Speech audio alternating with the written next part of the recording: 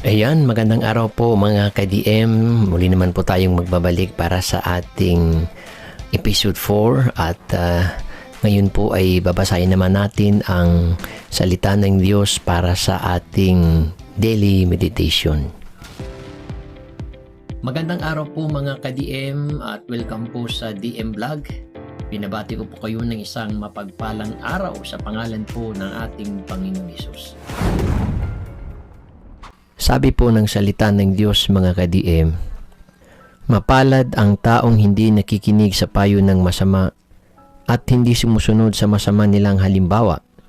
Hindi siya nakikisama sa mga kumukutya at hindi nakikisangkot sa gawaing masama. Sa halip, kasiyahan niyang sumunod sa kautusan ni Yahweh. Binubulay-bulay niya ito sa araw at gabi. Katulad niya ay punong kahoy sa tabi ng isang batisan. Laging sariwa ang dahon at namumunga sa takdang panahon. Anuman ang kanyang gawin, siya'y nagtatagumpay. Verse 4, hindi gayon ang sinumang gumagawa ng masama. Ito ay tulad ng ipa. Hangin ang siyang nagtatangay. Mga ka-DM, atin pong pag-usapan ngayon ang nasa verse 4. Ang sabi po ng salita ng Diyos na atin pong nabasa, sabi po niya, hindi gayon ang sinumang gumagawa ng masama. Ito ay tulad ng ipa, hangin ang siyang nagtatangay. Now mga ka-DM, mula sa verse 1, verse 2, hanggang verse 3, atin pong napag-usapan doon, yun pong mapalad na tao na hindi nakikinig sa masamang payo, hindi nakikinig sa masamang halimbawa. Sa halip, ang mapalad na taong ito'y laging kasiyahan niya ang pagsunod sa salita ng Diyos. At nasa kanya ang salita ng Diyos. At sinabi po ng verse 3, binanggit po ng verse 3 na katulad niya ay isang punong kahoy sa tabi ng isang batisan. Laging sariwa ang dahon at laging namunga sa taktang panahon. At ngayon mga ka-DM, isa po itong contrast doon sa nabasa natin mula sa verse 1, verse 2 hanggang verse 3. At ang verse 4 po nagbigay ng contrast o pagkakaiba noong nabasa natin mula sa verse 1 hanggang verse 3. At dito po sa verse 4, sabi niya, hindi gayon ang sinumang gumagawa ng masama. Ito'y tulad ng isang ipa. No? So, binabanggit po ng Biblia rito mga ka-DM na dito sa verse 4, yun pong isang taong halintulad sa ipa. Alam niyo po ba kung ano itong ipa? Yung pong ipa ng palay or ipa ng mais o kung whatever na ipa, ito po yung walang laman. Nagbunga man lang siya pero walang laman at hindi po natin ito magamit. So now rito, ito po yung halintulad sa isang taong laging gumagawa ng masama.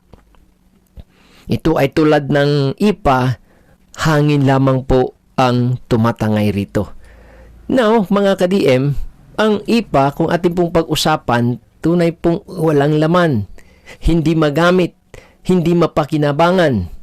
At pagdating ng problema, pagdating ng hangin, madali po itong matangay.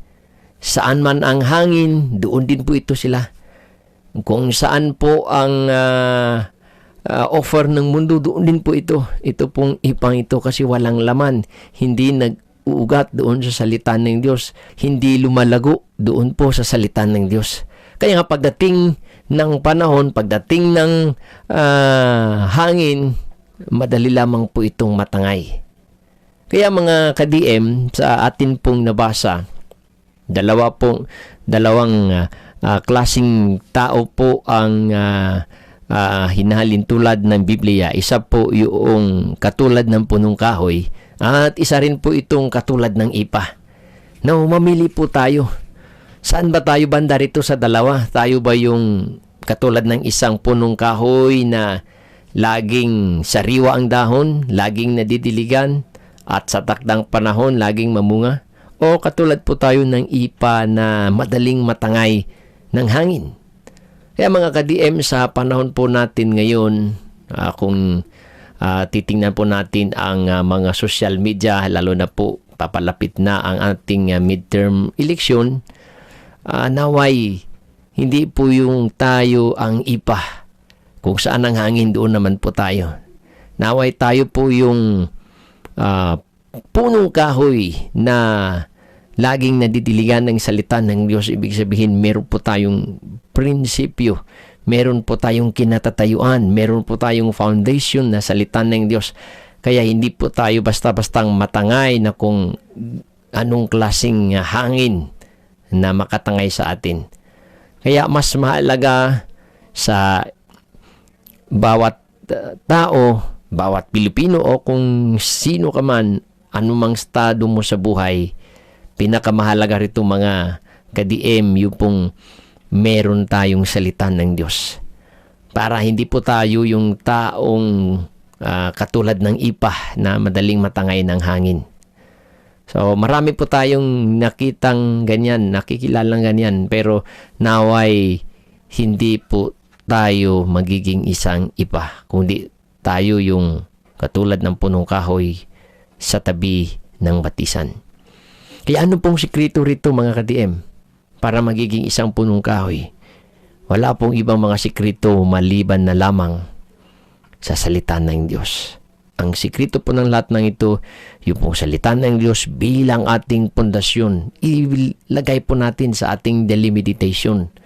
Salita ng Diyos ang makapagpapalago lamang sa isang tao, sa isang individual, at makapagbabago po ito sa ating pananaw, makapagbabago po ito sa ating direksyon, at hindi po basta-bastang matangay ng problema, ng kung ano paman, ng offer ng mundo, hindi po basta-bastang matangay, kasi po mga ka-DM, meron po tayong salita ng Diyos.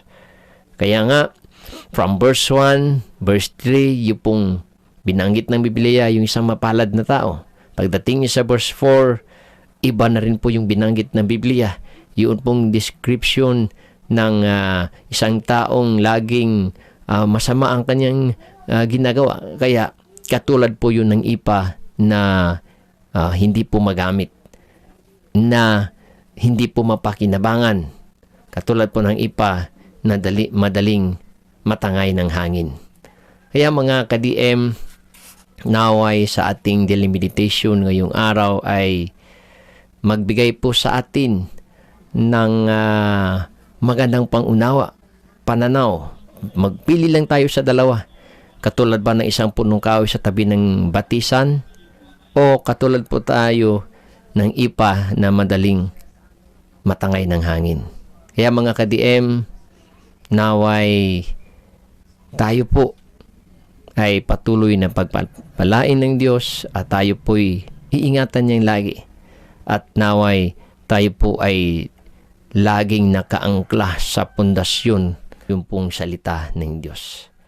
Diyan lamang muna po tayo at tayo'y manalangin. Ipagpatuloy rin po natin hanggang verse 5 and 6 para matapos po natin ang ating daily meditation mula sa Psalms chapter 1 hanggang verse 6. At ito po natin makita, masaksihan yung pong mapalad na tao na binanggit ng Biblia, at isang hindi mapalad na tao na tinukoy rin po ng Biblia. Kaya marami pong salamat mga ka-DM sa inyo pong patuloy na pag-antabay. God bless po sa ating lahat, at tayo po'y manalangin. Panginoong Diyos na makapangyarihan sa lahat, kami po ay taos-pusong nagpapasalamat sa iyo pong kabutihang ginawa sa aming mga buhay. Panginoong Diyos, tulungan mo po kami, turuan mo po kami upang maging isang katulad ng punong kahoy sa tabi ng batisan na laging lumalago, lumalawak ang aming pangunawa, at patuloy na magiging matatag sa aming pananampalataya. Naway Panginoong Diyos, patuloy mo po kaming samahan maging sa amin pong mga buhay ngayon. Kaya't Lord, sa araw na pong ito, naway sa aming daily meditation, lagi po naming maunawaan ang purpose kung bakit po kami mamuhay sa mundong ito. Salamat Ama sa iyo pong dakilang pag-ibig. Salamat po sa iyong patuloy na pagmamahal, malasakit sa bawat buhay po namin. Sa mga kaanakan mo na nakapanood o nakapakinig ng iyong pungunting salita, naway magbigay po ito sa amin ng magandang pananaw sa aming bawat buhay na pamumuhay. Panginoong Diyos naming Ama, ito pong aming samot dalangin, aming pong pinagkatiwala, tanging sa matamis na pangalan ni Kristo Jesus naming Diyos at tagapagligtas. Amen at Amen. Diyan lamang muna tayo mga ka-DM at makikita naman po tayo sa ating next episode. God bless po.